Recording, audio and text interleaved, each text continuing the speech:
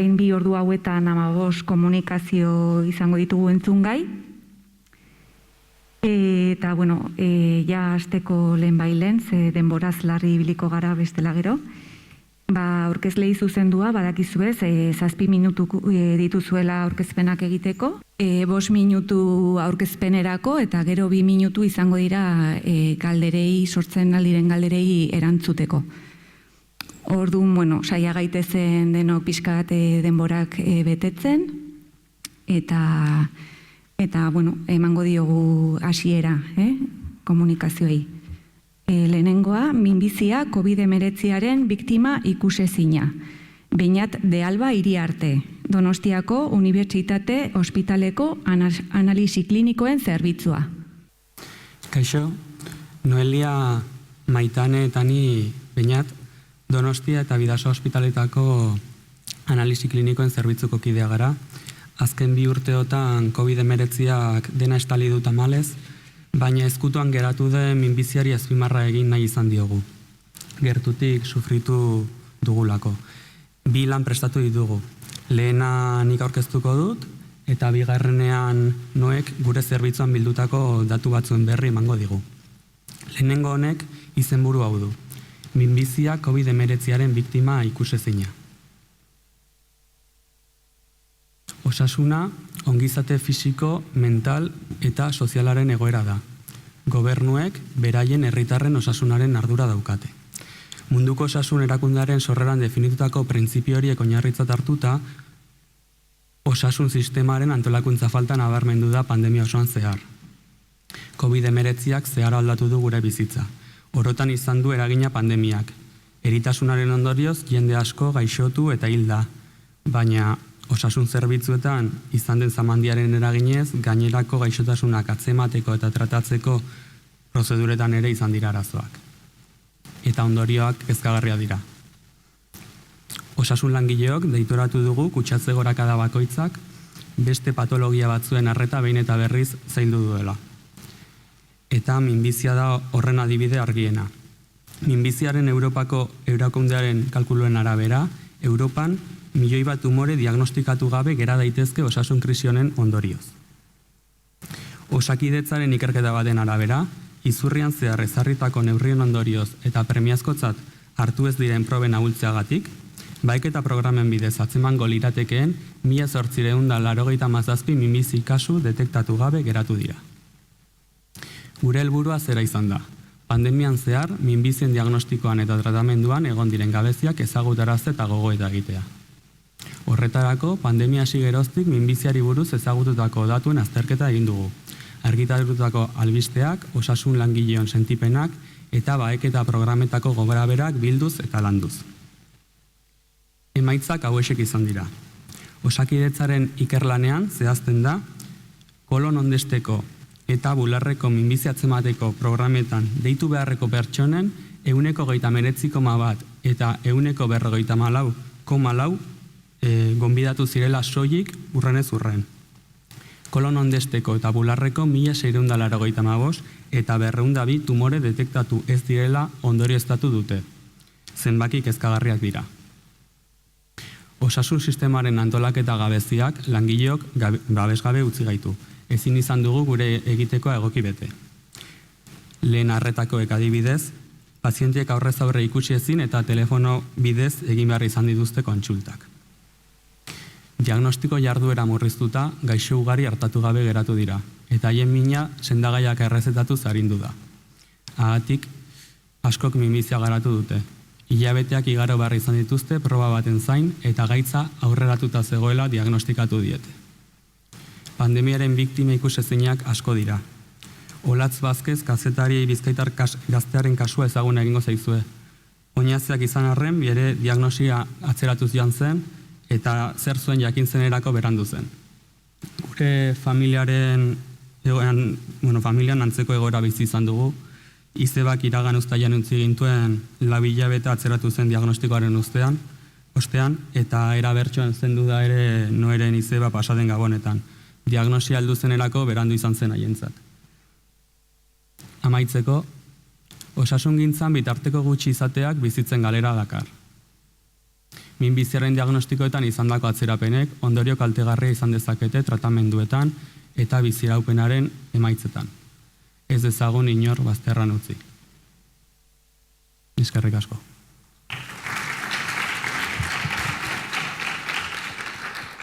Eskerrik asko Beñat, eskerrik asko hain azkar egiteak gatik, 5 minututan ez da erreza. Bigarren komunikazioa, COVID-19 pandemiaren eragina kolon ondesteko minbiziaren behaketa programan gure osasun eremuan. Noelia López Barba, Donostiako Unibertsitate Ospitalea, analisi klinikoen zerbitzua. Unon, Noelia naiz eta 3. urteko egoiliarra naiz. Donostia Unibertsitate Ospitaleko analisi klinikoen zerbitzuan. Madrilgoa naiz, baina 2 urte eta erdi daramatzat euskara ikasten, eta horregatik... Eskerrik asko. Eskerrik asko. Horregatik komunikazio hau euskaraz aurkezteak ilusia handia egiten dit. Komunikazio honetan guk aztertu dugu COVID-19 pandemiaren eragina kolon ondesteko minbiziaren baheketa programan gure osasun eremuan. Azteko, kolon ondesteko minbizia este horman sortzen den gaixotasuna da. Este polipo batek eraginda. Denbora igaroa hala, era desordenatuan az daiteke eta gorputzaren beste atal batzuetara zabaldu daiteke. Eta prozesu horrek 10 urte ere iraunditzake. Herrialde garatuetan minbizia ohikoenetakoa da. EAEn urtero 1.800 kasu baino gehiago detektatzen dira, eta gizonetan eta emakumeetan 2. tumore ohikoena da. Diagnostiko goiztiarrak pazienteen biziraupena asko hobetzen du, eta beraz, garrantzitsua da kolon ondesteko minbiziaren baheketa programa. Programa hau 50 eta 69 urte bitarteko gizon eta emakumeei 2 urtean behin egiten da. Test immunokimiko kuantitatibo bat da, eta test honekin eginkarietan itxuraz ikusezinak diren odol kopuru txikiak detektatzen dira. Baina COVID-19 pandemiaren eraginez, zoritxarrez, programa horietako asko mugatu eta atzeratu egin dira. Horregatik, komunikazio honekin gure helburua zen pandemiak baheketa programan izan duen eragina aztertzea, gure osasun eremuan. Eta horretarako, azterketa deskriptibo bat egin dugu. Donostia Unibertsitate Ospitalean 3 urtez, 2019tik 2021 baheketa programan egindako proba kopurua aztertu dugu. Pandemia hasi aurreko eta ondorengo datuak hilabeteka sailkatu ditugu, eta lagin guztiak baheketa programan sartutako pazienteenak ziren eta lehen arretako zentroetatik bidalitakoak. Eta hauek dira gure emaitzak. Taulan ikus daiteke eginkarietan ezkutatutako odol test kopurua pandemia baino lehen, pandemiaren lehen urtean eta pasaden urtean, hilabeteka sailkatua. Eta datuak oso esanguratsuak dira. 2020an, pandemiaren lehen urtean, 40,9ko jaitziera izan zen aurreko urtearekin alderatuta. Baina 2021an test kopurua errekuperatu da. Gure ondorioa da, gure osasun eremuan, kolon ondesteko minbiziaren baheketa programa nabarmen moteldu zela pandemiaren lehen urtean. Horrek ondorio hilgarriak izan ditzake paziente askorentzat, minbizia berandu atzeman daitekelako. Minbiziaren kontrako Espainiako elkarteak eta Europakoak nabarmendu dute beharrezkoa dela programa horiek berriro ongi betetzea. Diagnostiko goiztiarra ahalbidetzeko, hain gogorrak ez diren tratamenduak jartzeko eta biziraupena handitzeko. Baina zorionez, naiz eta pandemiaren lehen urtean egindako test kopuruan beherakada izan, 2021an, 2019an adina proba egin dira baeketa programaren barruan gure osasun eremuan. Eta hori izan da gure komunikazioa. Eskerrik asko.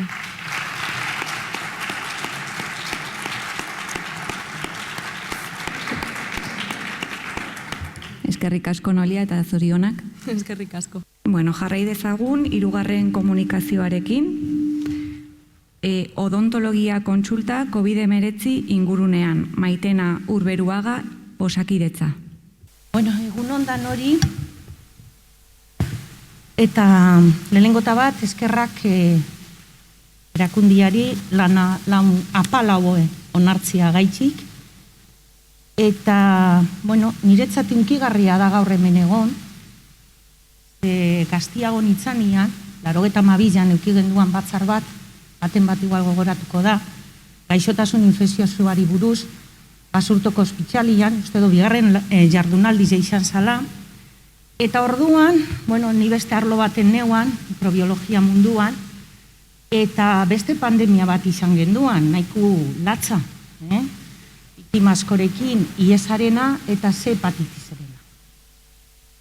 Orduan, dana zegoen hori iesaren inguruan, eta gaur, hau izan dugu mundu guztian, pandemia bat, virus gatxonegaz.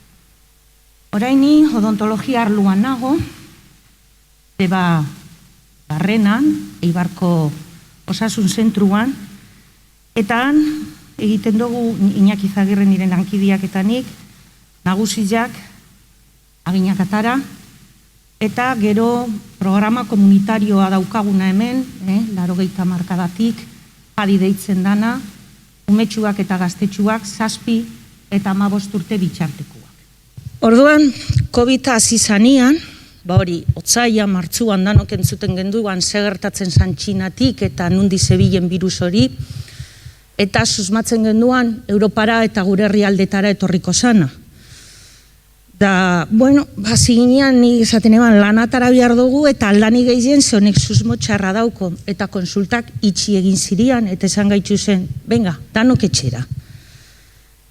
Juten ginean konsultetara egunero, lankide bat goizian da beste bat arratzaldian gure famili medikuei babes bat emoten, apoio bat emoten ze momentu latzak izan zirian. Eskualdeko Debabarrenako kontsulta guztiak itxien zirian eta Eibarren batzen zirian telefonikoak egiten. Eta odontologuak ibili ginean beti bezala bakotxa bere airera. Esan egon lotura bat danon artian.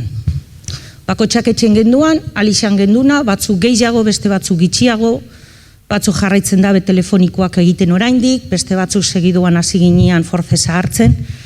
Eta ikusin ebanian oeko deialdila, esan eban, bueno, zerbait alda egin, oneri buruz, eta egin eban, ikerketa apal bat esan dotzueten modura, ikusteko zer esaten dan zientifikoki COVID-a eta odontologiari buruz.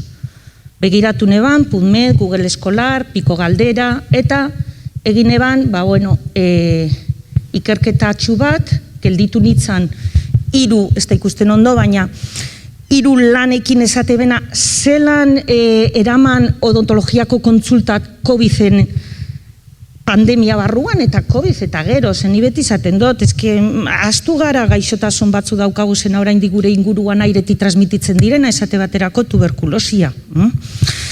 Eta orduan, adaptazio proposamen batzuk kartzen dabez lan honek, eta lehenengota badira kontsultako azpiegiturak. Zelan banatu odontologia kontsultako area bat, espazio bat, eta esaten dabe, alde batetik alde klinikua, eta beste batetik desinfekzio eta esterilizazio gela. Orduan, lan tokia eta beste lan mota bat tresnak garbitzeko. Horrekarri dugu poster bat bebai, esterilizazio eta desinfekzio eramaten dugun, nola eramaten dugun gure konsultan. Gero bebai, inkapen handia egiten dabe, airea garbitzeko sistemak, ze odontologian badakizu erabiltzen dugula turbinak, sarata desagradable hori egiten dabena, eta horrek aerosol asko eta asko sortzen ditu. Ganera, PADI programa horretan, ni daukaten paziente mota da paziente etorkina txantxarra askorekin kontzertauan ez dutena nahi eta ikusten duzue aerosola eta COVID-a hor aldala egon. Eta nagusietan zirugia asko egiten dabe bai, azurra moztu, hautat bestia eta aerosolak sortu be bai. Turbinak izan behar dira itzuleraren aurkako balbulak, horrek bagen eukazan, eta xurgatzeko sistema izan behar da xurgatzeko sistema handiarekin, kirurgikoa esaten dana. Hau da, nik egiten duten lana solairu hau, eta ikusten dozue dala solairu bat ez daukola ventilaziorik. Toki itxi bat, eta gero daukagu konsulta. Eta konsultak bai dauko airazioak, kalerutz, eibar nahiko toki itxuzia da, eta suertia daukat, konsultak ematen dabela kale zabal batera, ez daukat etxerik aurrian, eta hau da, lantokia alde klinikoarekin, eta beste gelatxu bat esterilizazioa egiten dan tokian. Eta hau bazeukagun ja COVID aurretik. Solairu hau barriztu egin zan, osasun zentru honek 60 urtero daukoz, eta orduan obra egin zanian nik borrokatu egineban metroak behar nebazala. Ze daukagu bebai, kompresore bat, aspirazio motorra eta nahi neban, alde kliniko bat eta esterilizazio alde bat. Eta COVID etarre zanian eta ikertzen hasi nintzen esan eban, hau eginda dago. Garbitzeko tokiak, pazientian sartzen danian, eta helduko naiz, erropak izten dugu zen biltegian, eta sartuko naiz toki batera. Kosta jaten laneko medikuak pantalla honek ematea, baina lortu neban, erropak eta epiak, eta helduko naiz labur-labur ona. Odontologian ikuste dut ez dugu leuki kutsak eta gehiago ahoko antiseptikoak erabili dugu zelako.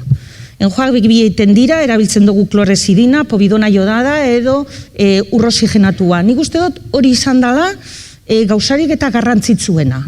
Zebeste sistema guztiak aire esterilizatzeko eta ez daukaguz. Zoritxarrez ez daukaguz. Daukagun esterilizazioa da ireki lehioa. Baina pasilloa ikusi dozue zetokitxarra izan dan. Eta batzutan, primarian zagozeno badakizue batzutan aldala kontrola zuen jentia eta askotan ezin dugu kontrola. Esaten dozu etorri bakarrik etortzen dira bost batera.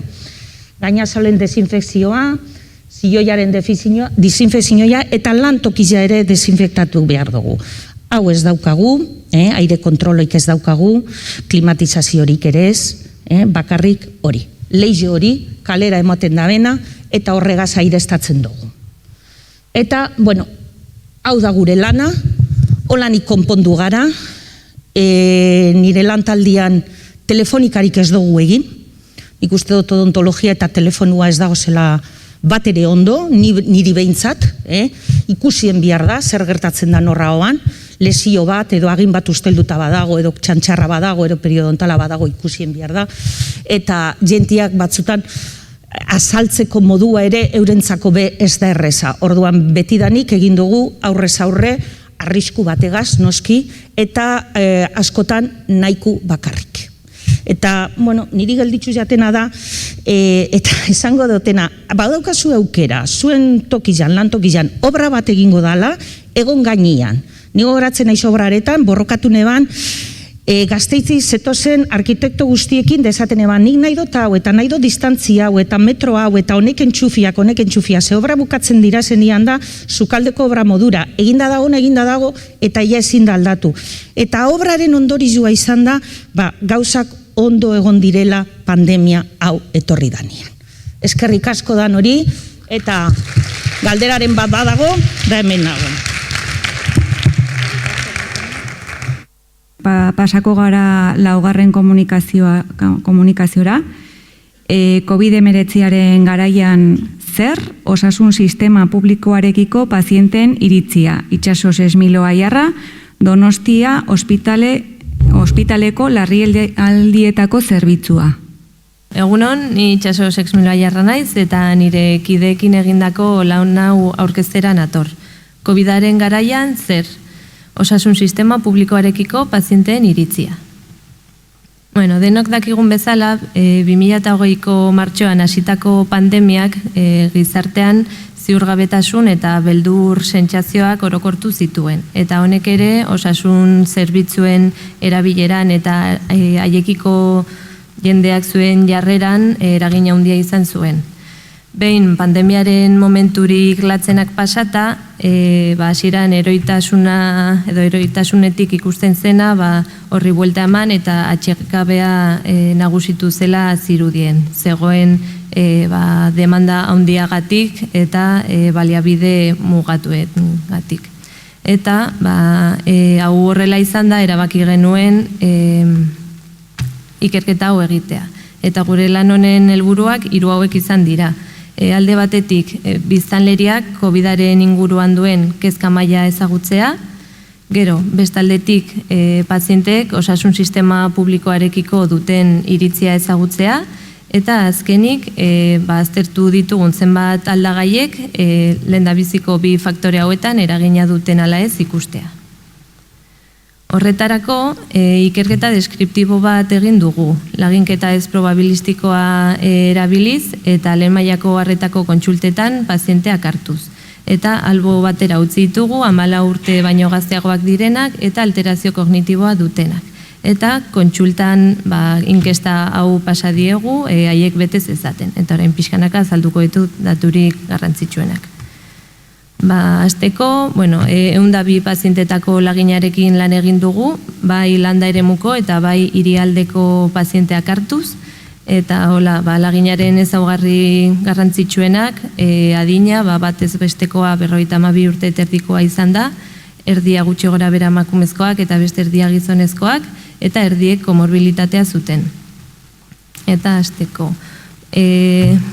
COVID-aren inguruko kezka maila galdetu genien, 0 eta 100 arteko eskala batean, eta bataz beste 53 puntu erdiko puntuaketa eman zioten. Gero, bestalde, COVID-aren inguruko 3 galdera egin genizkien, erratzak zirenak eta gaur egun jakin beharrekoak, eta 148 3 galderak zuzen egin zituzten. Eta 2 informazio hauek gurutzatuta ikus dezakegu kezka maila baxuena dutenek galdera zuzen gehiago asmatu zituztela. Gero, osasun sistema publikoaren balorazioari buruz galdetu genien, baita ere 0 eta 100 arteko eskala batean, eta bataz beste 74 puntu eman zioten.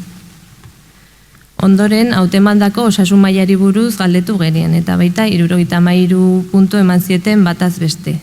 Eta, 2 datu hau gurutzatuta, ikus dezakegu hautemandako osasun maila altuena dutenek osasun sistema publikoa hobe baloratzen dutela. Ondoren, zita lortzeko saiakerei buruz galdetu genien, eta arreta deitu digu ia 50%ak 4 dei behar izan dituztela zita lortzeko edo bestela aurrez aurre joan behar izan direla zita bat lortzeko. Eta hau, osasun sistema publikoaren balorazioarekin gurutzatuz, ikusten dugu talde hontan balorazio okerragoak ematen direla. Gero, ea iraganean izandako beharrei erantzuna eman dien galdetu genien. Eta ikusten dugunez, 74 esan ziguten beti erantzun positiboa izan dutela osasun sistemarekiko. Eta hau, sistemaren balorazioarekin uztartuta, ikusten dugu erantzun positiboa izan dutenek balorazio hobea egiten diotela sistemari. Ondoren, etorkizunaren inguruan galdetu genien, eta ikus dezakegunez 27 sistema okerrera doala esan ziguten edo uste zutela, eta 19 hobera edo hobetuko zuela uste dutela.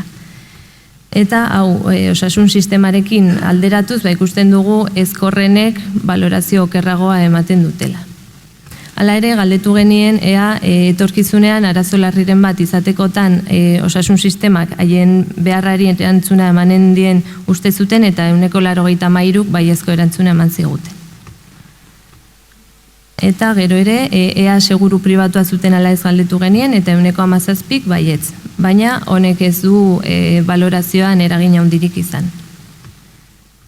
Eta azkeneko, haien norberaren osasunerako ekintzak egiten zituzten ala ez galdetu genien, eta 73 esan ziguten gutxienez 3 gauza egiten zituztela.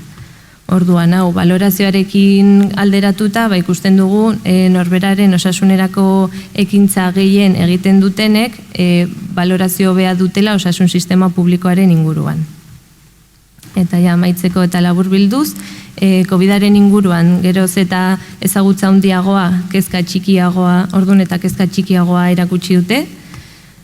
Orokorrean osasun sistema publikoaren balorazio ona egiten dute, eta badirudi nolabaiteko eragina duela, bai, hautemandako osasun maila, bai, zitak lortzeko zailtasunak, beharrei erantzun izana, baita ere, etorkizunean gertatuko denaren edo gertatuko denari buruzko duten iritzia, eta norberaren osasunerako ekintzak egitea. Eta bestalde, aseguru pribatua izateak badirudi ez duela eraginik.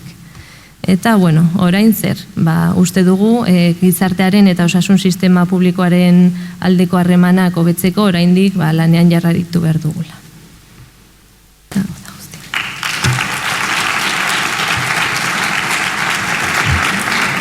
Mila esker Itxaso. Nik galdera bat egin nahi nizun Itxaso. Bai, uste dut ez dezula aipatu, nola egin dezuen paziente horien aukeraketa. Bai, azkenean denbora murriztu behar zen, eta... Igual ere sesgo bat egon daiteke, ez? Igual atera diren emaitzak, bueno, pues depende ze... Bai, egin hartu ditugu eskariaren bidezko kontsultekin, edo kontsultetara etortzen zirenak, programatuak ez zuten balio eta urgentzitakoak ez da ere, eta gero hartu ditugu alde batetik, hautazkoa izan da, eta hartu ditugu egunean zehar, ordu desberdinetan, paziente mota desberdinak hartu nahian. Egin ditugu, asteko egun batean, egunaren lehendabiziko orduetan, beste asteko egun batean egunaren erdialdean, eta beste asteko egun batean egunaren amaieran etorri direnak. Eta inkesta eman diegu aparte haiek betetzeko, pixkat gu aurrean egoteak ez baldintzatzeko, edo hori saiatuz. Igual ere,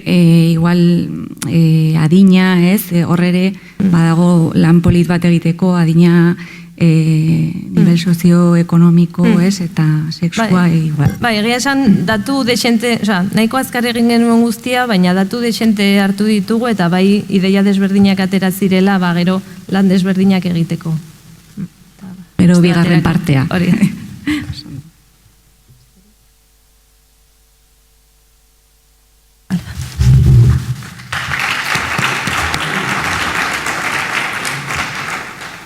Bueno, guazen 6. Txertaketaren eragina koronavirusagatik zainketa intentsiboen unitatean hartaturiko pazienteengan. Iñigo Quevedo, Donostiako Unibertsitate Ospitalea, zainketa intentsiboak.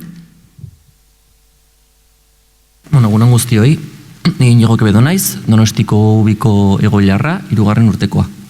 Eta aurkezpen honen pixka proposamena zan pixka datuak aurkeztea, ez? Datu asko atera ditugu azken urteotan COVID-ari buruz, hemen dakazute pixkat deskribapena. Arnasketa mekanikoa portzentaje hauek izan dituzte, ia 70%, eta elkortasun osoa, tarte honetan zean, izan da 11% gutxi gora bera. Aurkeztu diren datuen arabera, elkortasun media beste leku batzutan, 18 edo inguru izan dira. Gure ubin egoerak pixka luzeagoak izan dira, eta hori azkenean esan nahi du pixka paziente hauek egoera luzea egoten dira ubin, baina gero superbientzia tasaltuak dituztela. Txertaketaren inguruan guzti gora bera, 2 eren egon dira txertatu gabeak, eta eren bat txertatuak. Piskat hemen ikusi ezakegu txertaketaren bilakaera. Piskat oroitzen uztaian, ia jende guztiak, bakunatu nahizun jendeak, 2 dosi jarrita zeuzkan. Hemen ikusi ezakegu piskat txertaketaren bilakaera. Nola hasieran batzuden batzuk txertatu gabeak eta gero altua juten zala. Badago ia bete guztitan txertatu gabeak gehiagoak ziren, baina azaroan ikusi ezakegu pixka repunte dagola txertatuen artean. Hemen ikusi ezakegu justo zan 6 bigarren dosiaren eta 6 hilabeteak pasata, horrek esan nahi du pixkat bigarren dosia, txertaketaren efektua pasatzen zanean, pixkarre punteuki genitula. Immunitate arazoak zutenen jendearen artean, ia gehienak txertatuak ziren. Eta alere ingresatu zuten.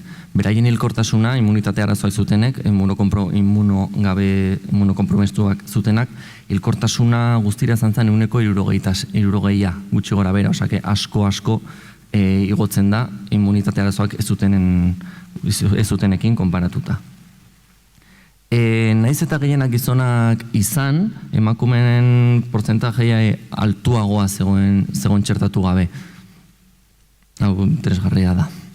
Eta gero, arnasketa mekanikoan eta txertaketaren eragina, ez dago behin ubin ingresaten dutenen artean, ez dago ezberdintasunik txertatua txertatu gabe izatea. Osa, txertoaren efektua da ubin ez jutea, baina behin ubin ja daudenak ingresatuen artean, portzentajeia oso antzekoa da, behin ubin egonda, ez dago ezberdintasunik. Hilkortasunarekin zozei antzekoa gertatzen da, naiz eta txertatua egon, behin ubin ingresatua, txertatuen eta ez txertatu gabeen artean hilkortasuna oso antzekoa da, ez dago ezberdintasun estadistikorik. Immunitateen, lehen komentatu duan bezala, immunitate arazoak zutenen artean, naiz eta gehienak txertatuak egon, hilkortasuna oso altua da eta asko igotzen da. 160, gogoratzen nahi dizuet, ez orokorrean hilkortasuna 111 dala.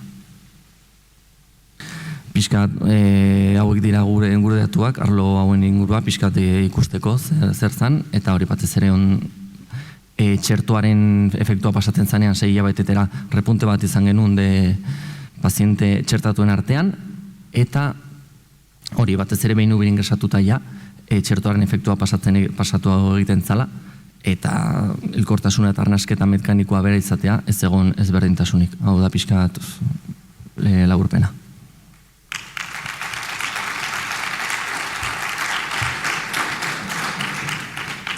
Mila esker Inigo, pasako gara aurrengo komunikaziora. Gorputz masaren indizearen iragarleak eskola aurrean, guraso ezaugarriak eta dieta mediterranoarekiko atxikitzea. Izaskun Berasategi, Iruñeko udako aurreskolak. Bueno, guardion, Izaskun Berasategi naiz, Iruñeko udaleko aurreskoletako nutrizionista. Lan honek ez dauka zerikusirik COVID-arekin, baina, osasunarekin bai zerikusia duenez, aurkeztuko dizuet. Gorputz masaren indizearen iragarleak eskola aurrean, guraso ezaugarriak eta dieta mediterranoarekiko atxikitzea izena du lan honek. Denok dakigun bezala, haurtzaroko gehiagizko pisua eta obesitatea mende honetako beste pandemia garrantzitsu bat da. Era berean, haurtzaroa aukera lehioa izeneko unea dela, ohitura dietetiko egokiak eskuratzeko une garrantzitsuenetakoa izan da. Eragina duten faktore programatzaileak daude, aldatu daitezkeenak, ama gaindiko edoskitzea, elikadura osagarriak, solidoak sartzeko adina, dieta hiperkalorikoak eta hauen barruan gehiagizko goipea, azukre libreak eta proteina kantitatea. 2015 urtean eginiko Alzheimer ikerketan, 1 eta 3 urte arteko aurren proteinen ingesta gomendion laukoitza dela ikusi zuten. Honetaz gain, gaur egun kontsumitzen ditugun elikagaiak, tokiz kanpokoak dira, denboralditik kanpokoak eta prozesatuak orokorrean. Elikadura honen ondorio dira, kutsadura, landa despopulazioa eta elikagaiak alferri galtzea besteak beste. Testuinguru hau ikusita, 2016 urtean, Iruñeko udaleko aurreskolek hemengoa proiektua jarri zuten martxan. Proiektu honen helburu nagusia, aurreskoletako aurrei elikadura osasungarria eta jasangarria eskaintzea izan zen. Horretarako jarri ziren nutrizio helburuak honakoak izan ziren. Barazki, fruta eta osoko zereal gehiago eskaintzea eta animali jatorriko proteina kantitatea, prozesatutako elikagaiak, gatza eta azukrea murriztea. Horretaz gain, elikagaiek top 5 deitzen dioguna ere bete behar zuten orokorrean. Freskoak, sasoikoak, ekologikoak, gertukoak eta bide laburrekoak izatea. Lizitazio publikoa izan ondoren, honako ezaugarriak lortu ziren, hemen ikuste dituzuenak. Hemen aurreskoletako hornitzaileen mapa, ikusten duzuenez, gehienak Nafarroakoak dira. Gaur egungo nutrizio gomendua jarraituta, menuaren egitura ere aldatu egin zen, honako egitura jarraituz. Lehenago ikusi dugun bezala, proteinen kontsumoa gehiagizkoa denez, animalia jatorriko elikagaien gramajea egunero neurtzen da gomendio hauek jarraituz. Behin proiektua martxan jarrita, Iruñeko Haurreskolen erakundea Nafarroako pediatren elkarterekin hasi zen lanean, menu berrien eragina ikusteko. Menuak eskoletan bakarrik aldatuz, haurren osasunean eragina izango zuten jakina genuen, edo aldiz, etxeetan aldaketak egitea beharrezkoa izango zen. Etxeetan aldaketa horiek emateko, familiek formakuntzaren bat jaso behar zutela ikusi genuen, eta horretalako, elikadura osasungarri eta jasangarriari buruzko hitzaldiak eta sukaldaritza tailerrak prestatu genituen, elikume proiektua sortuz. Elikume proiektuaren helburu orokorra, Iruñeko udalesko haurreskoletako familien elikadura ohiturak ezaugarritzea, eta horietan nutrizio arloko esku hartzeak nola eragiten duen baloratzea da. Menuak aldatuz eta familiei nutrizio formakuntza eskainiz. Proiektuarekin hasi bezain laster COVID iritsi zen eta dena bertan bera geratu zen. Pandemia garaian proiektuaren egiteko modua eta epeak aldatu behar izan genituen, eta helburu espezifikotzat hurrengoa izan genuen. Eskola aurreko haurren gainpisu eta obesitate prebalentzia zehaztea, eta nutrizio egoeraren iragarleak identifikatzea. Horretarako, eskoletako familia guztiei inkesta bat bidali zitzaien emailez. Inkesta hontan, pisu eta tailari buruzko galderak zeuden, datu orokorri buruzkoak eta elikagaien kontsumoaren maiztasuna estertzen zutenak ere. Bestalde, dieta mediterraneori atxikitzea neurtzeko, kitmet galdeketa sartu zen, 15 galderekin, eta gurasoen hezkuntza estiloa neurtzeko, CFSQ galdeketa, 19 galderekin. 2 urte zituzten haurren familiek emandako erantzunak erabili ziren soilik, eta hauek 2 urtetako azterketan pediatrek neurtutako gorputz masaren indizearekin alderatu ziren. Guztira 84 familiek hartu zuten parte, gehienak diru sarrera ertain altukoak. Gainpisu prebalentzia 9,9%koa izan zen, eta obesitate prebalentzia berriz 6,4%. Familia gehienek dieta mediterranerekiko atxikitze altua adierazi zuten, eta elikadura estilo nagusia barkabera izan zen. Hemen hezkuntza maila altuagoa, unibertsitarioa, eta egunero barazki fresko bat kontsumitzea, haurren gorputz masaren indize basuago bati lotu zitzaion neurri batean. Ordea, elikadurari dagokionez gurasoek dituzten hezkuntza estiloak eta dieta mediterranearekiko atxikitzeak ez zuten loturarik izan eskola aurreko haurren gorputz masaren indizearekin. Lortutako ondorio orokorra honakoa izan zen. Amek hezkuntza maila altuagoa izateak eta egunero barazki freskoa gutxienez kontsumitzeak badutela lotura eskola aurreko haurren pisu osasungarri batekin. Gurasoek duten hezkuntza estiloaren, dieta mediterranearekiko atxikitzearen eta haurren nutrizio egoeraren arteko lotura eza, haurren adinaren, faktore soziokulturalen, zaintzailearen rolaren eta lagina txikia izateak duen eraginaren ondorio izan daitezke. Honetaz gain, beste ondorio batzuk ere atera genituen. Eskolako menua gomendio berritara egokitu behar direla, familiei prestakuntza emateko beharra dagoela eta ikerketa gehiago behar direla. Aurten elikume proiektorekin lanean jarraitzen dugu, pandemia baino lehenagoko ekintzak berrargitaratzeko asmoz. Mila esker, zuen arretagatik.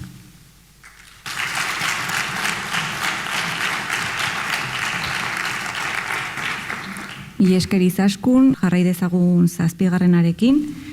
Isolamendua eta minaren aurrean uharteko agurrak. Zaloa Martínez, Berriozargo Osasun Etxea.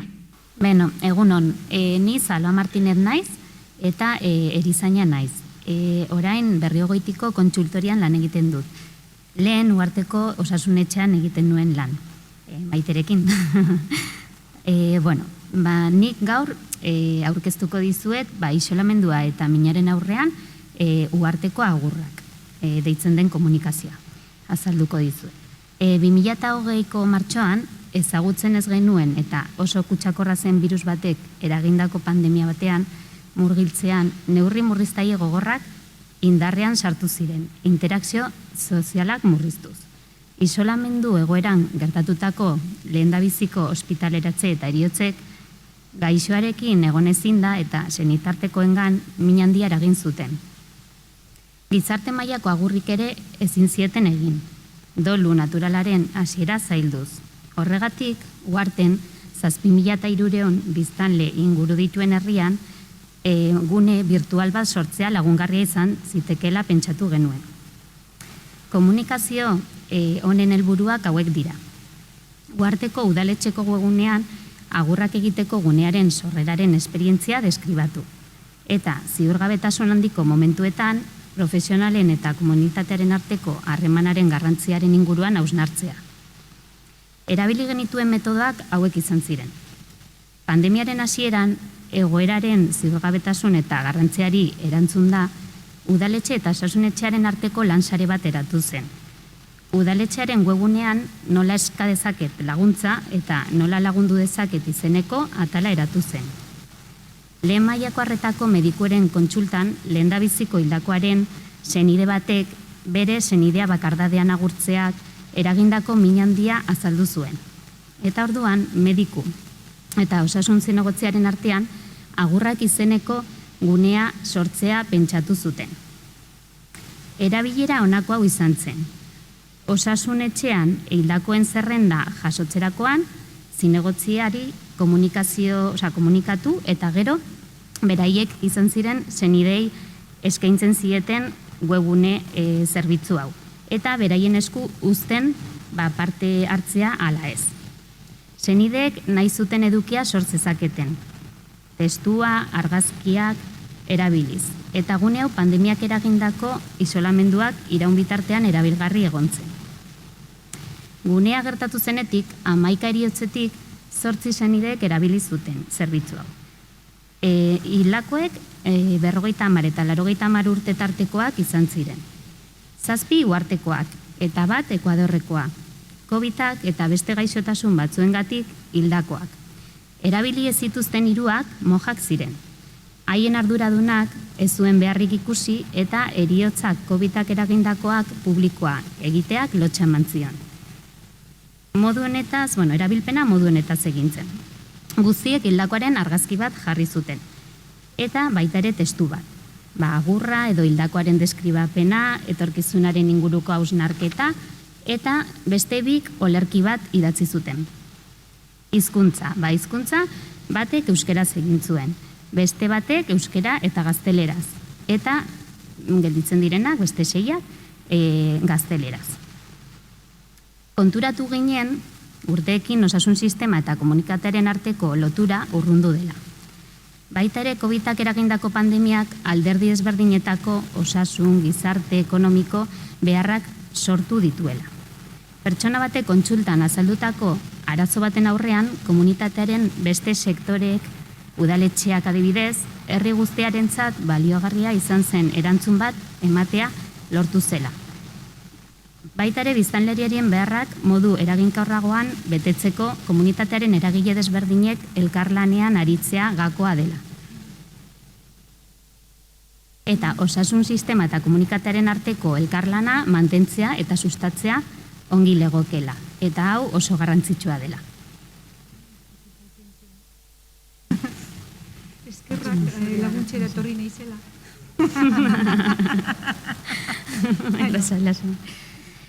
Orduan, orain ikusiko dituzue argitaratu ziren agurrak, ez?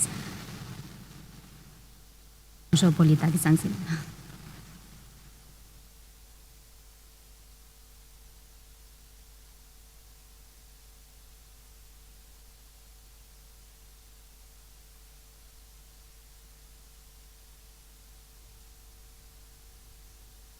Eskerrik asko.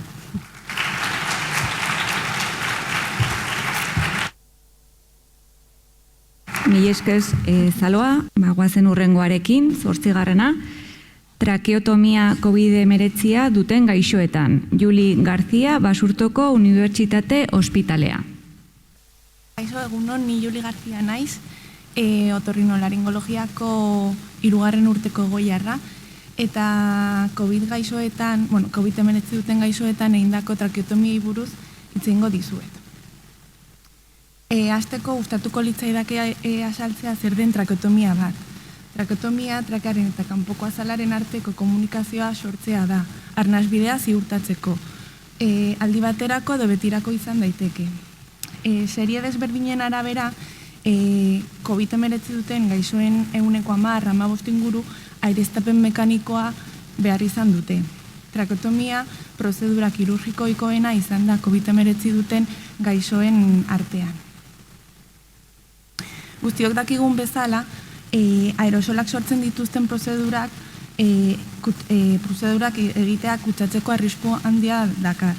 Eta arrisku handitzen duten prozeduren artean, adibidez, momentu hauek ditugu, intubazio unea, nasofibrobronkoskopia edo trakeotomia bat egitea. Trakeotomiaren indikazioak ugariak dira, baina COVID-19 duten gaixoetan zentratuta aireztapen mekaniko luzearen beharrarengatik egin ditugu trakeotomiak batez ere. Trakeotomien onuren artean, pazientearen erosotasuna handitzen dela ikusten da. Horren ondorioz, lasaigarrien eta opiazioen beharrak murriztu egiten dira. Eta horrek, aireztapen mekanikoa azkarrago kentzeko saiakerak errazten ditu. Bestaldetik, trakeotomiak biriketako higienea errazten du. Eta zainketa intentsiboen unitatearen altak bizkortzen du. Beraz, COVID-19 pandemiaren testu inguruan, trakeotomiak aireztapen mekanikoa erraztea eta iraupena murriztea bilatzen du. Trakeotomia COVID-19 duten gaixoetan egindako aldaketak izendatzen dira. Ohe ondoan egin beharko genuke errealitatean, baina guk errealitatean trakeotomiak ebakuntza gelan egiten dugu, suspertze ohean.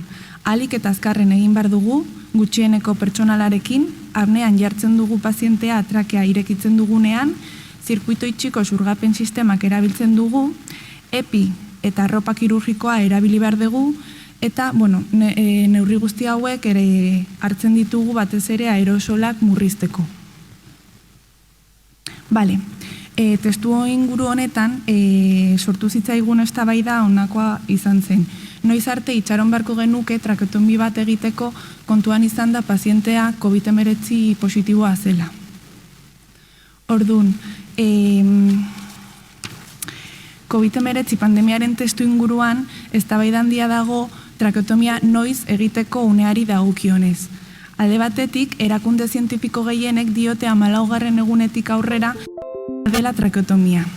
Era berean, 14. egun arte itxarotea gomenigarria dela esaten dute pazienteak aireztapen mekanikoaren etengabeko premiak dituela eta trakeotomiak mesede egingo diola ziurtatzeko. Medikuen segurtasuna kontuan hartu behar dugu era berean. Trakeotomia goizago egiten badugu kutsatzeko arriskua handiagoa delako.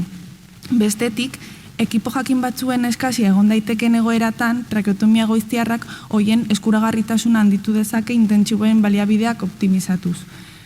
Eta aireztapen mekanikoko egunak murriztu egiten baitira. Orduan, gure datuak azalduko dizkizut. Azterketa deskriptiboa egin genuen Basurtuko Unibertsitate Ospitalean egindako trakeotomiak aztertuz. Bereizketa bat egiten dugu. Lehenengo boladan 2020ko apirilan egindako trakeotomiak dira, eta ondorengo aldiak 2020ko iraietik 2021ko maiatzera arte egindako trakeotomiak. Sexuari dagokionez ikusten da gizonak nabarmendu zirela une guztietan. Arrisku faktore ohikoen artean, hipertentsioa, dislipemia, diabetesa eta obesitatea izan ziren nabarmenki. Biziraupena aztertzerakoan lehenengo boladan 141 ingurukoa izan zen eta ondorengo aldietan 146 ingurukoa. Intubazio orotrakealetik trakeotomia egin arte pasatu diren egunak eta aireztapen mekanikoarekin egondako egunen arteko erlazioa aztertzerakoan lehenengo boladan ikusten da 18 egun pasatu zirela intubatu genuenetik trakeotomia egin arte barkatu. Eta 32 egun egon zirela aireztapen mekanikoarekin. Ondorengo aldietan aldiz, 16 egun pasatu ziren intubaziotik trakea egin arte, eta 27 egun egon zirela aireztapen mekanikoarekin. Trakeotomiatik aireztapen mekanikoko inbasiboarekin amaitu arteko egunak aztertzerakoan, lehenengo boladan 14,5 egunekoa izan zen, eta ondorengo aldietan 10 egunekoa. Eta erreanimazioan egondako egunak aztertzerakoan, lehenengo boladan, ia 40 egunekoa izan zen, eta ondorengo aldietan 35. Orduan, gure datuen ondorio bezala, honako hauek ditugu, datu epidemiologikoak literaturarekin bat etortzen direla, eta trakeotomia geroz eta beranduago egiteak erreanimazioan egoten diren epea eta aireztapen mekanikoarekin egon behar duten epea luzatzen ditu. Da bibliografia. Eta eskerrik asko. Esker, Juli. Bale, guazen urrengoarekin, 9. COVID-19 garaia, Osakidetzaren eta Tolosaldeko ikastetxeen artean zubiak eraikiz. Nora Tapia, Tolosako Osasun Zentroa. Bueno, egun ondenoi, nire izena Nora da, famili eta komunitatea erretako erizaina naiz, eta Osakidetzatik nator, Tolosaldeako COVID-19 zaintza epidemiologikoko saretik, eta behaien izenean nator. Imaginatuko duzuen bezala, COVID-19 inguruan hitzeiten nator, bale? Pandemiak osasun sisteman eragin handia izan du, zalantzaik ezakau, eta denodakion bezala eta gaur hitzein dan bezala, pandemiak horretaz gaine bai gizarte osoa hankaz gora jarri du. Orduan, gaurkoan, oraingoan, eskatuko dizuet zuen begirada hezkuntza sisteman jartzia. Bale? Hezkuntza sistema. Ikastetxeak pandemia xeran itxintzian, eta iraian bertan ireki egintzian. 2020-2021 ikasturten. Protokolo oso zorrotzekin. Eta orduztik 11 aldiz aldatu dian protokolo horiekin. Baina beti helburua izan da ahaltzaneinen presentzialtasun hori mantentzea. Ez da erresa izan, inorentzat. Baina hortako ikusi izan ezinbestekoa zala osasun sisteman eta hezkuntza sisteman arten harremana, koordinazioa sortzea. Estuagoa. Hau da, gure kasun indana izan dela Osakidetzako COVID zaintza taldean eta ikastetxeen artean koordinazioa sortzia. Osakidetzan eta hezkuntza saian sortu zen protokoloa martxan jarri zen, Euskadiko zonalde guztitan, eta kontatuko izuet gaur Tolosaldean hori nola bizi izan genuen, eta nola funtzionatu zuen pixkat. Gure kasun, bi agenteak genezkan, alde batetikan ikastetxetako COVID arduradunak eta bestetik Osakidetzako zaintza taldea. Ginalak gu.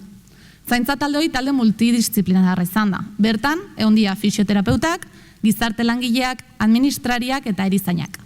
Eta beste aldean, ikastetxe guztietan, COVID arduradunek hartu dute parte. Eta guztiak esatetenean da ikastetxe guztiak. Publikoak, zein pribatu kontzertatuk, aurre eskoletatik hasita, DBH, batxillergoa, lanbide ziketa, helduentzako eskolak, ziketa berezia, dana dagakoa. Orduan, bi agenten artean harremana gauzatzeko erabilian tresna nagusiak izan dira telefonoa, erabilina, e-maila, eta Zoom bidezko bilerak. Oain ikusiko gu nola funtzionatu genuen pixkat. Koordinazioi burutu inda. Gure egunerokotasuna nolakoa izan da, zentzortan? Batez ere, etengabeko komunikazioa egon da, eskoletako COVID arduradunek gure telefono zuzena zekaten, eta zaintza taldekoek behaiena genekan, orduan etengabe hitzeiten eginean edo zen gauzarako. Kasu bat, COVID norbaite positio ematen zunan eskolan ikasle zen langile zanean, harremanetan jartzen ginean, momentu hortan zeon protokolo oinarrituz, erabaki bat hartzen zen, eta jarraibideak adosten genituen, eta neurriak martxan jartzen zian. Eta gero, goraren evoluzioa baloratzen zen, jarraipena egiten zen, eta feedbacka ematen genion elkarri. Hoi izan da egunerokotasuna. Horretaz gain, ikasturte hasieran, bi ikasturteen hasieran, eta bai protokolon aldaketa ondianen, Zoom bilerak egin ditugu ikastetxe guztietako COVID arduradunekin. Alde batetikan prozedura azaltzeko, eta elkar nola lan egin adosteko, zalantzak argitzeko, eta batez ere elkarren arten harremana sendotzeko. Kusiko ez duen bezala, gure lana hoi izan da, labur bilduz, ez da hogei hola hitz gutxitan, eta ikusiegu honekin guk ondorioztatu duguna, izan da alde batetikan ikaslei eta familiei erantzun bateratu eta koordinatua eman zaiela, izan da neinen, baina bereziki azpimarratu nahiko genuna da sortu dan harremana. Komunikazioa, elkar babestea, elkar zaintzea, azken finen, elkar lanen aritzea. Izugarri izan da hoi. Eta, guk espero dugu, aurrerantzean, posible baldin bada sortu diren bide berri hauek aprobetxatu ahal izatea. COVID-az gain, egon daitezken hainbat gaien inguruan, elkar lanen aritu ahal izatea eta lantzea. Aukera hoi behintzat izatea. Eskerrik asko.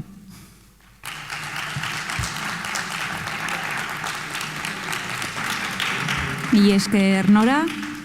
Hala, bagoazen urrengoarekin.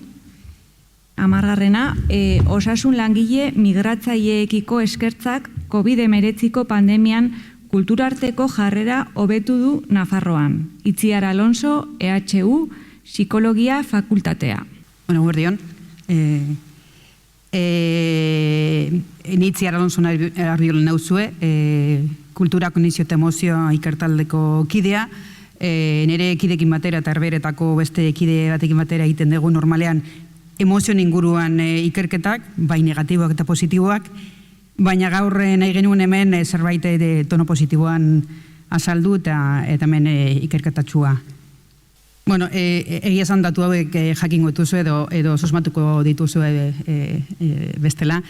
Osasun langileak izan zatela esposizio handien pandemientan eta berez pandemia guztietan. Eta, bueno, datu argia dira Europatik osasun mundu erakundean, argi gelditzen da izaniko oso populazio txikia osasun langileena, nabarmenak izan dira kutsatutako kasuena. Esan behar da baita ere, esparru guztietan bezala, etorkinen parte hartzea edo agente aktibo baita ere osasun profesioietan, bare handia dala. Orduan ez darritzekoa, hor ere badirelako, beste leku batean jaiotakoak, kalte zera, bizia galdu dute horietako batzuk, edota bestelako ondorioak jasan. Eta esan behar da, eta egia zan, ondorioak ere ikusiko duzuen bezala, hemendik dijoaz, etxetan konfinatu zeden guztiak, o guztien begietan, osasun langileak oroar, hemen zentratuko naiz, pertsona migratzaileen kasuan, baina oroar eroitzat hartu dira, eta ikusiko bezala oraindik ere hartzen dira. Abia puntua da funtsezko langileak, lehen aipatu dira, osasun langileak ez dira bakarrak, badira beste profesio batzuk, beste lanbide batzuk, kale garbitzaileak, janariak hornitzen, arraiareak eta bat, eta horiek dira guk psikologok, eta batez ere gizarte psikologian hitz egiten da hortaz, eroi gardenak edo, egunero hor daudena, baina kasi ikusezinak direnak.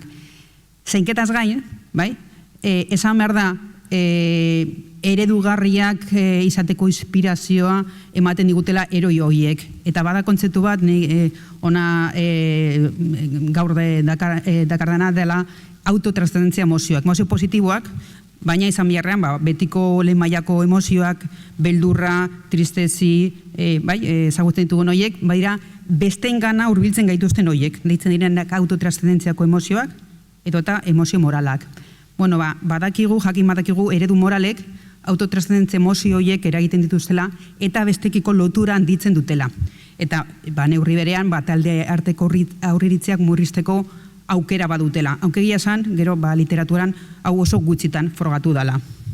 Bueno, gure helburua zen, bertaz, Nafarroako bertako biztanlek pandemian zehar, osasun eta sanitario langile etorkinekiko zenolako ikuspuntea zuten, horren balorazio egitea, eta hortako erabili genuen Nafarroako loretan, Nafarroako gobernuko justizia eta politika migratorioen zaileko programa bat, marka bat Nafarroako loretan, sustatu zuten, egin zuten funtsezkoak kanpaina, etorkinen funtsezko lanbidetan zeuden noiek ikustarazteko, eta bitako batzuk osasun langilea zian. Orduan, guk egin genuen diseinu experimental bat, hausarekin eta kontrol taldearekin, non jendea jartzen genion bideo horiek, kanpainako bideo horiek gu sortuko genituen beste kontrol talde beste bi bideo, minutu erdi baino gutxiagoko iraupena zutenak, eta orduan hausaz, osasun langile batena, funtsezko beste profesio batena, edota gu jarritako beste kontrol bat tokatu altzitzaien.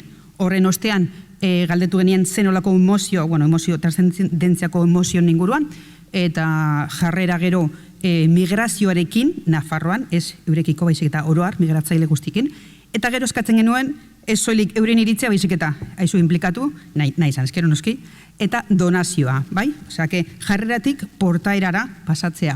Hau dira bi osasun langileak dienak, besterik gabe, horra saltzen dira, Euskara Gazteleaz gauzatuzun programa gobernuak, hemen duzue, ausaskoa eta egiteko geruzak hartu genituen badin guztitakoa egoteko, kontrol galderak, aldez aurretik ezagutzen zuten, eta bar, emaitzak, bale. Emaitzak, argi zeuan, moral eredugarritasun handiagoa zegoela osasun langilekiko, funtseskoak ziren beste lanbidekiko, eta noski kontrol taldearekiko. Efektuaren tamaina oso altua da, baina gehiago da, konparatzen baldin badugu funtsesko beste lanbidekin, jaisten da, baina zan buruzari naiz, baina ustot koenen de berrogei, dala, erdi mailakoa. Miresmena, fijatu zaitezte esker honean oso efektuen tamaina altua da, eta jarrea positiboa ere nabarmena. Hau mediazioko eskema da, non esaten digun, migrazioen aldeko jarrerak hobetu dira bideoiek ikustean, osasun langilena gehiago, baina zergatik, autotranscendentziako emozioak sortu direlako. Miresmena, eskerona, eta bar. Eta, igual importantena, gero, aukera ematen genien, badiru amoteko. Tardun, osasun langileen bideoak ikusi zuten hoiek, estatistikoki esanguratzen maila baten, egia da, Kramerren ubea igual, ez da handia, baina egia zan, literaturan, honetaz aztertzen dela, 30 urtetan sekula ez da ikusi, portaera maileri izten dela. Honek esan edu, osasun langileen eskertza benetan izan dela, importantia. Bukatuko, soilik esateko ze importantia dan, zenolako irudiak ematen ditugun, bai, zenolako irudiak azpimarratzen ditugun, ze importantia izan diteke zientzia elkartzea politikariekin eta baita ere kasuntan gobernuzkan kanpoko erakundekin. Eta hau jaso genuen iaz. Jendea zegonean, ja esain, txaloak ematen, baizik eta izu, mediko honek ez dakiz zer, eta gu une hortan petzen genuen hau ez zalateako. Horrek esan edu, txalo horiek oraindik badaudela. Horrek esan edu, jendeak benetan eskertu dela eta eskertzen dula osasun langileena. Eta hortaz, eskerrik asko ez arretagatik baizik eta hau da benetan gizartea ari dana esaten. Eskerrik asko Itziar. Orduan guazen urrengoarekin, COVID-19 adierazkortasun klinikoaren analisia lehen mailako arreta pediatrian. Isabel Gordo, Nafarroako Unibertsitate Ospitalea, pediatria zerbitzua. Kaixo, egunon guztioi, ni Isabel naiz, Nafarroako Unibertsitate Ospitaleko pediatriako egoiarra, eta ekarri dizuedan auzo komunikazionetan hitz egingo dizuet COVID-19 adierazkortasun klinikoaren inguruan egin den analisi bat lehen mailako arretan. Ikerketa multizentriko bat da eta parte hartu dute zenbait osasunetxek, hauen artean Antxoaingo eta Donibaneko osasunetxeak, eta Papenred sistema sarean dela datuak biltzeko sistema sare bat erabili dena. Dakizuenez bezala, COVID-19ak adin guztietan eragin izan du, eta baita ere adin pediatrikoan batzuetan azten zaigula, normalan kasuarenak direlako eta ez direla kontuan hartzen. Eta kasuabek desberdinak dira, bai ospitaleko esparruan, zein osasun etxeko esparruetan. Batez ere, prebalentziari dagokionez, azken finean kasu gehienak ikusti dira osasun etxeetan eta normalean kasuarenak direlako, eta klinikari dagokionez. Eta nik honen inguruan hitz egingo dizuet. Horretarako, egin zen ikerketa multizentriko bat, kohorte bakarreko behaketa ikerketa longitudinala izan zena, eta bildu ziren datuak maiatzaren 12-tik, 2008ko maiatzaren 12-tik, 2008ko apirilaren 30-era. Eta datuak Papenred sistemaren bitartez bildu ziren, dela AEPAPen sistema sare bat, non zenbait pediatra sentinelek bildu zituzten bere pazienten datuak. Inklusio irizpideak izan ziren 0 eta 14 urte bitarteko aurrak, eta diagnostikorako frogak izan ziren bai PCR, antigeno testa azkarra edo serologia positibo izan zutenak.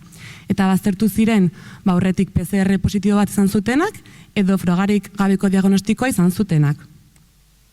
Osotara 757 paziente jaso ziren, Nafarroakoak zein Euskadikoak. Eta orain maitzekin hasiko naiz. Lortutako pazienteen ezaugarrien arabera, sexuari dagokionez ia erdikoa emakumekoa izan zen eta beste erdia gizonezkoa, eta bataz bestekoa adina 8 urtekoa izan zen. Gainera, arriskorako patologia dagokionez, 14% aurkeztu zituen arriskorako patologiak. Hauen artean, immunogutxituak, kardiopatak, asmatikoak eta obesitatea egon ziren. Eta orokorrean, beste guztiak sanoak izan ziren, 85%. Gainera, sintomei dagokionez, 41% inguru asintomatikoak izan ziren. Hemen ikusi ezakezuenez bezala, 4 eta 9 urte bitarteko adintartean asintomatikoen gainoa kokatu zen. Eta laginaren mugetan, 3 urtetik behera eta 10 urtetik gora, asintomatikoen kopuru handiagoa izan zen. Bestetik, sintoma behagarriak edo objektiboen artean, ikusi ezakezuenez, 4 urtetik behera sukarra eta errinorrea nagusitu ziren, gero 4 urtetik 10 urtera sukarrak jarretzen zuen nagusiki, eta 10 urtetik aurrera sukarraz gain ere ez dula. Eta sintomen bataz besteko iraupena 2 egunekoa izan zen. Ondoren sintoma ez behagarriekin jarraituz, edo subjektiboak direnak, ikusi ezakezuenez 7 urtetik aurrera buruko mina nagusitu zen. Kontuan hartu behar da, ere konfinamenduarekin batera buruko minaren subjektibitate hori handitu daitekeela. Eta beraz, sintoma ohikoenak orokorrean, sukarra, eztula eta buruko mina, eta gero beste batzuk jarraitzen zuten, errinorrea, odinofagia, andoeza. Eta, sukarra izan da sintomarik ohikoena, nolako sukarra izan dute aurrek. Orokorrean izan da febrikula, 38 baino gutxiagoko sukarra, edo gradu batxuko sukarra, 38-39 bitartekoa.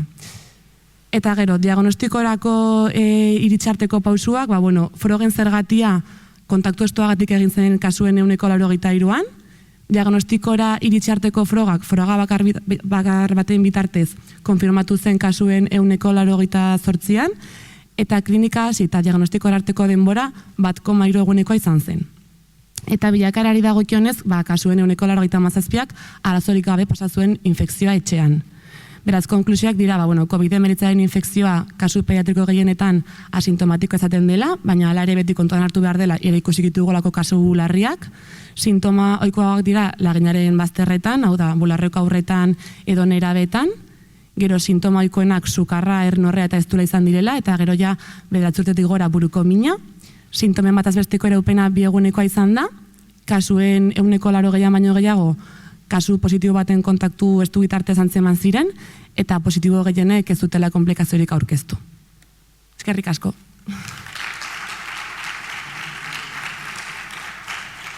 Eskerrik asko, Isabel. Ongi da, jarraituko dugu ordun, 12arekin, Remdesibirren indikazioak eta albo ondorioak pediatrian. Leire Kaietana, Nafarroako Unibertsitate Ospitalea. Egunon, Leire Ugarte naiz, Nafarroako Ospitale Unibertsitarioko pediatriako egoiarra, eta jarraian kasu kliniko baten bidez, Remdesibirren indikazioak eta bere albondorioak azalduko ditut pediatrian. Lehenik eta behin, sarrera bezala, esatea, pediatrian COVID-19 eraginiko aldebiko pneumonia ez dela helduetan bezainoikoa izan, eta gero Remdesibirren farmakoa ere ez degula askotan erabili, alde batetik esperientzia eta ikerketa faltagatik, eta gero esan bezala paziente gutxiago izan ditugulako helduetan baino. Eta horregatik, izan dugun kasu baten bidez azalduko dizugu Remdesibirren ondorioak. Kasu klinikoa da, 10 urteko haurra, COVID-19 diagnostikatua etorri zela larrialdietara orain dela 48 ordu. Aurrekari bezala, hainbat bronkitis akutu izan zituen, baina momentu honetan tratamendu kroniko gabe zegoen. Disnearekin, eztularekin eta arna zailtasunarekin etorri zen eta 3 eguneko sukarrarekin. Oxigeno saturazioa 89-90 zuen, eta horren, klinika hau ikusita odol analitika bat egin zitzaion eta erradiografia bat. Eta larrialdetako odol analitikan linfopenia eta dedimeroaren igoera ikusi genuen batez ere, eta radiografian aldebiko pneumonia azaltzen zen, baina batez ere ezker nagusitasuna. Eta klinika guzti hau ikusita erabaki zen ospitaleratzea zainbidezko tratamendua jartzeko. Orduan lehenengo egunean antibioterapia bide jarri zitzaion, ceftriaxona, eta gero kortikoidea, metilprednisonola. Eta horretaz gain, oxigenoa jarri zitzaion sudur kanula bidez, 2 litro eman zitzaion, baina okerrera egin zuen. Eta lehen 12 orduetan hipoksemia larria azaldu zuen 180koa izan arte. Eta orduan 160ko fiobia behar izan zuen normosaturazioak egiteko 180 baino gehiago. ingresatua zegoela, bigarren egunean okerrera egin zuen, eta bere odonanalitikan linfopenia gehiagorekin, eta dedimero ere handiagoarekin. Erreaktanteak larrialdietan negatiboa ziren, eta bigarren egunean ere negatibo jarraitzen zuten, ez zuten gora egin. Eta erradiografia atera ginen bigarren egunean, eta nabarmendu zen aldebiko pneumoniak ezker nagusitasuna izan beharrean okerrera egin zuela. Hau ikustean, familiarekin harremanetan jarri zen, eta gure indikazioak kontuan harturik, Remdesivir eta Baricitinib birusan aurkako tratamendua jartzea erabaki zen. Tratamendua jarri aurretik familiari ere esan zitzaion, entxegu klinikoetan zegoen oraindik umetan esperientzia gutxi zuen farmako bat zela, eta orduan entxegu kliniko baten sartzeko konsentimentua sinatu zuten. Orduan, pixka eta saltzeko, COVID-19-aren tratamendua pediatrian orokorrean sintoma arina dutenetan oxigenoa emate zaie eta tratamendu sintomatiko bidez tratatzen dugu. Gero sintoma moderatu edo larrietan, hau izango zen orain azaldutako kasu klinikoa, 7 egun baino gutxiago dutenetan Remdesivir eta Baricitinib jarri daiteke. Baina 5-7 egun baino gehiagotan kortikoideak erabiltzen ditugu. Eta gero azken kasu bezala, arrisku faktoreak duten aurretan, hau da immuno gutxituetan, pneumonia badute eta hipoksemia badute, Casirivimab eta Sotrovimab erabiltzen dugu. Hau gure ospitalean ez dugu erabili. Gero, 3. egunean, hau izango zen Remdesivir jarri eta horrengo egunean, aurrak hobera egin zuen, baina 12-24 ordutara bradikardia sinusal bat azaldu zuen. Eragin klinikorik ez zuena izan, baina 40 minutukoa. Orduan, ospitaleko farmaziarekin kortatuan jarri ginen, eta azaldu ziguten Remdesivirrek bradikardia sinusala eragin zezakela, eta Baricitinib berriz, arazo kardiobaskularrak deskribatuta zeudela, baina bradikardia sinusala zehaztu gabe. Orduan, erabaki zen Remdesivir eta Baricitinib bi farmakoak alde batera uztea. Orduan, hurrengo egunean, 4. egunean 24 ordutara bradikardia eten zen, eta hasierako tratamenduarekin jarraitu zen antibioterapia eta kortikoidearekin. Pazienteak eren egoera orokorra hobetu egin zen, eta orduan erabaki zen Remdesivir eta Baricitinib berriz ez sartzea. Eta alta eman zaionetik aurreko ondo jarraitzen du ikuspegi kardiobaskularretik. Orduan, amaitzeko ondorio bezala, Remdesiviren fitxa teknikoan, albo ondorio nagusiak azaltzen ziren hipotentsioa, transaminasen igoera eta sintoma gastrointestinalak.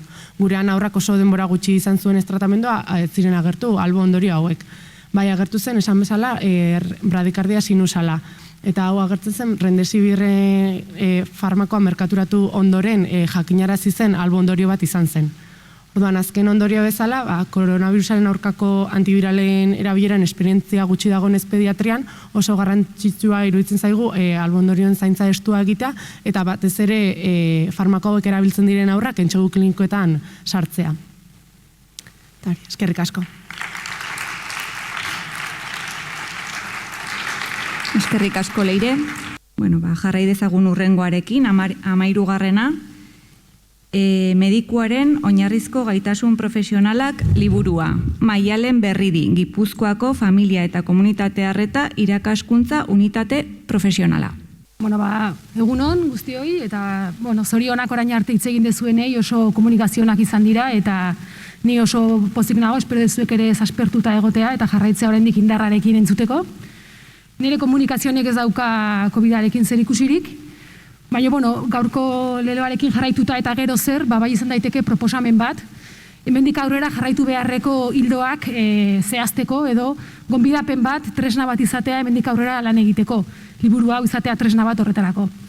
Ni gaur nator aurkeztera argitaratu berri den liburu bat, nik idatzitakoa, eta, liburu hau izan da 2017 urtean egin zen, Osasungintza Euskalduntzeko erakundearen biltzarreko agotesariaren lan irabazlea. Eta horregaitik, eskerrak batez ere, Osasungintza Euskalduntzeko erakundeari, saria hau egiteagatik eta niri emateagatik, noski. Emandako babesa eta emandako konfidantza asko eskertzen diet, eta horren ondorioz, hasi nintzen liburua hau idazten, eta pasaziren urte desente, pixka gogorrak idazteko, baina lortu nuen bukatzea, eta gainera, Udako Euskal Unibertsitateak ere eman dio argia eta argitaratu dut beraiekin, eta beraiei ere eskerrak argitaratzeko aukera emateagatik. Eta bereziki eskerrak, azkeneko momentuan Javier Agirre medikuak, baita ere elkarte honetako kidea izan dena urtetan zehar, lagundu zidan zuzenketarekin, eta baita ere azkeneko bultzada bat ematen pixka bat amaitzeko lan hau. Eta bueno, lanaren helburua izan da bereziki bi hutsune betetzea, alde batetik sariarekin, bat datorren politika jarraituz, euskaraz sortzea material didaktikoa, erakuskantzarako materiala medikua edo osasun langileentzat, eta beste aldetikan baita ere, lan hau egiten hasi nintzenean, hasi nintzen justo lanean Gipuzkoako irakaskuntzako unitate multiprofesionalean, Egoiliarrekin, eta oso pozik nago hainbeste Egoiliarrek aurkeztu duzuelako komunikazioa, zorionak zuei ere, eta ikusten genuen ere hausnarketak egiten, zein garrantzitsua den jakitea, zeintzuk diren nahi ditugun gaitasun profesionalak gure etorkizuneko osasun langileentzat. Eta pixka eta hausnarketa hori egin izan dugu askotan, zeinetan jarri beharko genukeen arreta, zeine bermatu bai edo bai gure Egoiliarrek eskuratuko dituzten gaitasun profesionalaiek zeintzuk izango diren, eta pixkat hildo horretan proposatzen dut liburu hau oinarrizko gaitasun profesionaloien artean. Eta, bilaketa biografikoa egin ondoren, hainbat ikerketa daude, zeintzuk diren oinarrizko gaitasun profesionalak edo zein osasun langileentzat, eta hemen aurkezten dizuet bat, dela Jesus Moranek aurkezten duen proposamen bat, berazen gurutzetako irakaskuntzako batzordeko burua, urteetan zehar izan zen, eta 7 oinarrizko gaitasun profesional zehaztu zituen. Eta, beste proposamena da baita ere genero ikuspegiaren gaitasuna egon marko litzatekeela zerrendan etorkizuneko langileentzat. Izan ere, liburuarekin proposatzen dudana da, izatea langile batzuk etorkizuneko erronkei aurre egiteko gai izango direnak. Eta etorkizuneko erronkak jartzen dizkigu gizarteak eta osasun egoerak. Eta orduan, liburuan proposatzen dudan lanak esaten du hori. Etorriko diren erronka horiei aurre egiteko zeintzuk izango diren hildoak. Eta saiatu naiz egiten lan bat pixka didaktikoa irakaskuntzari lotuta eta tresna bat izatea. Proposatzen ditut hainbat teknika, hainbat tresna, hainbat eskema, erabilgarriak izan daitezkeenak gaitasun horiek eskuratzeko, eta horretarako kapituloak ere aurkeztu ditudanak dira 3 hauek. Pazientearen zentratutatako metodo klinikoa, hori da egiten dudan proposamen nabarmena liburuan, eta pixkat lehen aipatutakoarekin lotuta, ikuspegi biopsikosoziala bultzatzea bilatzen du lan proposamen honek, eta hori, gaixoa osotasunean eta ikuspegi biopsikosozialarekin eta komunitateko ikuspegiarekin eta determinatzaile sozialekin batera ikertzeko proposamena da. Eta gainera baita ere proposatzen dut pixkat lan harremana desberdina izatea, pazientearekiko eta zeharkako lan harreman bat bilatzea, metodo honekin proposatzen dudana. Baita ere beste kapitulo bat idatzi dudana da komunikazio klinikoaren kapituloa, teknika batzuk proposatzen ditut eraginkorra izateko komunikazioari, eta azkenik bioetikaren kapituloan pixka bat deliberazio etikoa izatea gure lan egiteko moduaren parte, egiten ditugun erabaki guztietan, eta zurtzia eta printzipio etikoak edukitzea kontutan erabakiak hartzeko edo plan terapeutikoak martxan jartzeko. Kapituloetan jarri ditut hainbat gogoetarako galderak, zeintzuk diren eskuratutako gaitasun profesionalak norberak ere bere autoebaluaketa egiteko, baita ere praktikarako proposamenak, autoebaluako galderak eta ideia nagusiak zehaztu ditut kapitulo bakoitzean, eta bibliografia inork gehiago irakurri nahiko balu proposamen gisa. Eta azkenik, lortu nahi nuena edo bilatu dudana honekin izan da edozein osasun langilerentzat baliagarria izan daiteken tresna bat egitea, eta baita ere etorkizuneko medikuak gai izan daitezela pertsona osotasunean hartatzeko, berarekin komunikatzeko eta alor bioetikoak lantzeko eskuratu beharko gaitasunak dituena.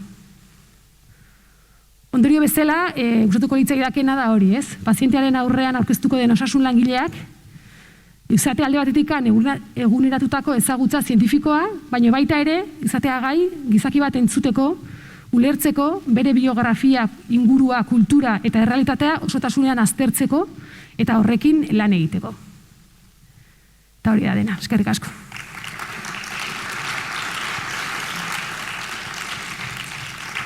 Eskerrik asko Maialen, galderaren bat Maialenentzat. Bai. Bueno, nik ez dut saltzen, baina UEUk saltzen du eta uste dagoela paperean erosteko aukera, beraien horri aldean, eta da 18 euro, eta gero PDF-an erosteko aukera uste dela 12 euro. Eta, bueno, aprobetxatu naret ere esateko UEUk ere eskaini dala aukera liburu honen edukia ikastaro batean emateko, eta emango dudala Iruñean doainik, osasun langileentzat urrian ikastaroa liburuaren inguruan nahi duenak izen emateko, baina propaganda pixkat egiten dut ere bai horrena. Ondo. Mi esker. Bueno, bi falta zaizkigu, goazen ba, 14arekin, ibili mugitu irakurri zaindu azken finean, Patxi Gaztelumendi Euskararen Etxea. Bueno, nien naiz ez medikua, ez erizaina, ez pazientea naiz, eta Eluiarrek dio pazienteak gaixoak direla, uste dut ez dela moduri zuzenena, bueno, nik uste dut medikutara goazenean gaixorik egon nahi ez dugulako goazela, beraz. Zatu horretaz berba egin nahi nuke gaur. Eta orduan, lau ideia nagusi, batez ere sortzen direnak galdera hori irakurrita, ez da? COVID-19 eta gero zer. Aurreko batean aukera auki nuen olako jardunaldi batean parte hartzeko etxetik, eskolako jantokiari buruz eta bueno, eskerronez edo, pentsatu nuen, nire eskerrona agertzea ez osasungoa euskalduntzen ari zareten hori, baizik eta euskaldungoa osasuntzen ari zareten hori edo lan hori egiten duzuen hori ez. Lehen aipatu dira txaloak, baina erabat astuta zaituztegu, erabat, eta apurat lotzateko ere bada. Eta orduan herritar eta erabiltzaile moduan nahi nuen nire eskarrona erakutsi eta pixka bat pandemia garaian pause moduko bat egin genuen, eta uste dut orain aurrera hain askar beharrean atzera egin behar dugula pixka bat, reguin nolabait, eta niri behintzat honetaz pentsatzean burua etorri zaizkit, orduan egin genituen gauzak, eta uste dut ondo egin zigutenak, eta gaur egun ia erabat ahaztuta ditugunak. Ez dakit konexioi dagoen edo ez, baina nik ez dut hemen pantailan ezer ikusten. Baina, bueno, labur.eus ZMDH elbidean daude, zaindu maite duzun hori, eta orduan edo entzun, edo behintzat kanta entzuteko gonbidapena.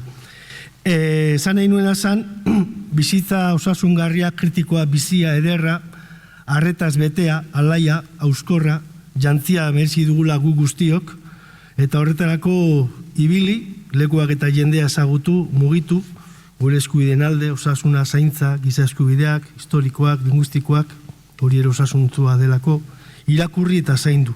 Kultura bera ere zaintza delako eta pandemia garaian ondo akordatu ginen kulturgiletaz, gure denbora aspergarri hura asetzeko.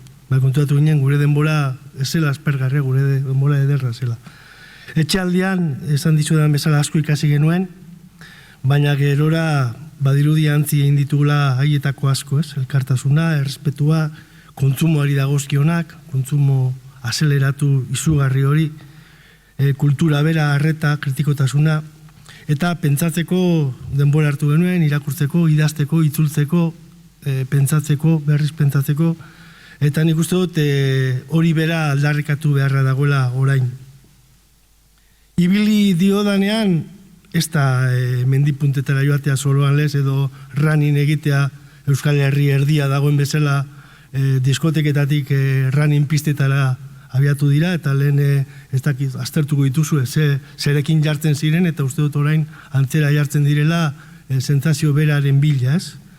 Edo kale borrokatik mendira, edo beti frenetikotik, ordan aspaldi honetan irakurtzen ari naiz Slow Mountain liburua, oso gomendagarria, Juanjo Garbizuk idatzia, eta gogoeta horretaz da, ez? Lehen mendira joaten ginen, batzuk orain joaten dira, bokadeioarekin, motxilarekin, ardo satoa, jendea gurtu, itzegin, amaiketako egin, gozatu, orain jendea berehala doa mendira, askar, igotzen da, jaisten da, eta ez dauka denborari jendea gurtzeko ere ez. Orda mendian edo basuetan ibili, edo ondartzean, edo paisaia disfrutatu, benetan daukagun ingurua ederra delako, eta nik uste dut maila batean hilabete horietan ere jabetu ginela. Lehenengo, ezin ginelako atera, eta gero atea eta gero badakizue Euskal Mendi Federakuntzak eta Nafarrokoak segoraka dauki duten.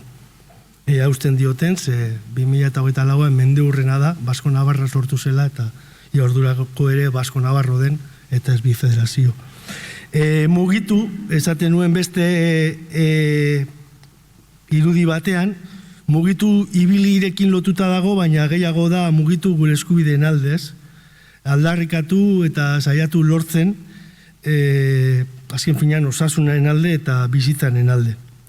Irakurri eta pentsatu, landu ditut, pentsamendu kritikoa lantzeko, kulturaz janzteko, babesteko, eta imperialismoaren, kapitalismoaren, neoliberalismoaren eta gaitz guztien virusen aurrean norbere burua zaindu beharra dagoelako. Bide batez guk ingurukoak ere zaintzeko. Eta azkenik, babestu edo zaintzaz kezkatu, osasun gintza publikoa dagoen egoera arduratu beharko dugulako gehiago, uste dut pixka txarrago gaudela duela 2 urte baino, datuak zue dituzue, baina guk herrietan behintzat murrizketak baino ez ditugu bizitzen, telefonoarena funtzionatu bide du, baina telefonoak ez dute funtzionatzen, eta alde horretatik bizitza osasuntzuago bat nahi badugu, guzti hori zaindu behar dugu, eta elkar lagundu, mila esker eta txalo bero bat. Mila esker, Patxi. Gelditzen zaigu azkenekoa. 15. Adinaren eragina koronavirusagatik zainketa intentsiboen unitatean hartaturiko pazienteen artean. Jokin Marin, Donostia Unibertsitate Ospitalea zainketa intentsiboak. Egun guztioi. Ni Jokin Marin naiz, Donostiako Unibertsitate Ospitaleko zainketa intentsibotako egoiar bat. Eta, lehen nire lankideen Inigok aurkeztun komunikazioan bigarren zatia izango zen komunikazio aurkeztean ator. Eta pixkat, koronavirusagatik, zainketa intentsibotan egon dien pazienten, ikusi du, adinak, ikusi nahi genuen, adinak ze eragin zuen paziente hauetan, ez? Eta hortako bain dugu aurkezpen bat, ikerketa aurrera begirako bat, prospektiboa gana, deskriptiboa, eta, pixkat helburua zan hori, adinak ze eragintzun ikustia, hainbat aldagai hartu ditugu kontuan, eta pixkat datuen aurkezpen aitea, denbora guztionetan, 2 urte hauetan egon dien pazientekin, ez? Eta, pixkat hau da aurkezpena, guztira 182 pazienteko datu base bat egin dugu, izan da uztailan batetik,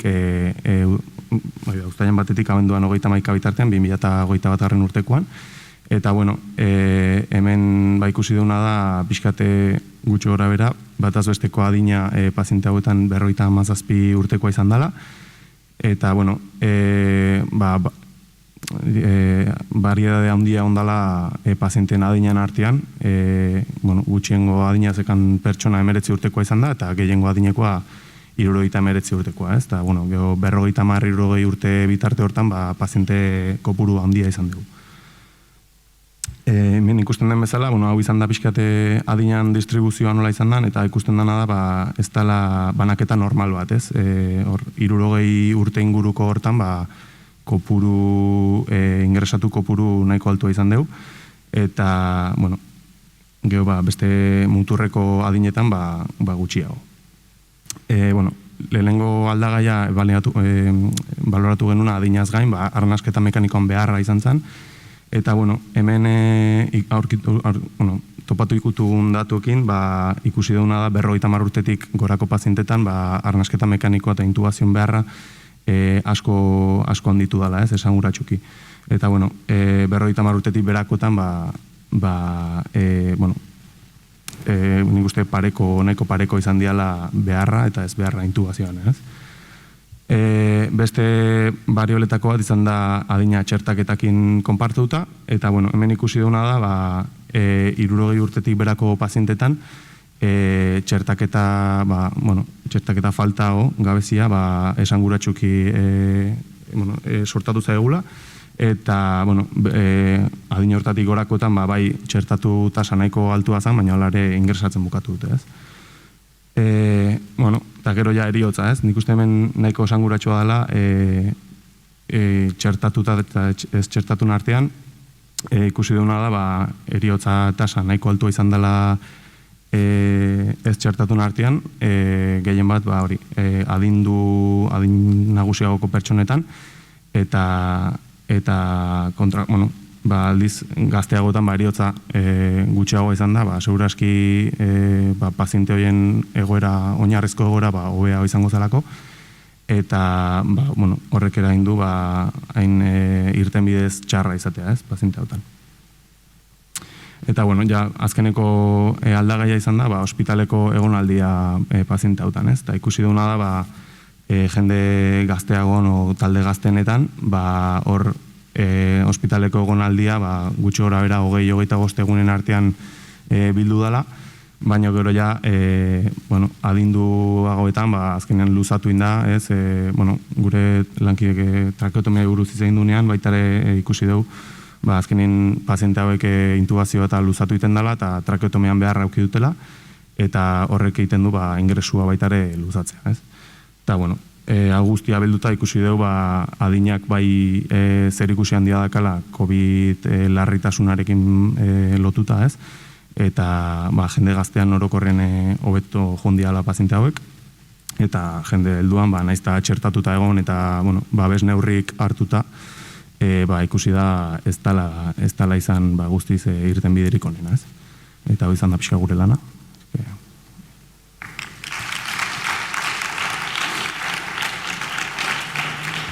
Eskerrik asko Jokin. Badago galderaren bat Jokinentzat. Hau zen azkenekoa, ez dakit norbaitek zerbait esan nahi duen. Mila esker guztiei, hemen 2 orduz gurekin egoteagatik. Eskerrik asko aurkezlei oso labur eta denboran oso zuhur ibilizaretelako eta oso ongi egin dezuelako.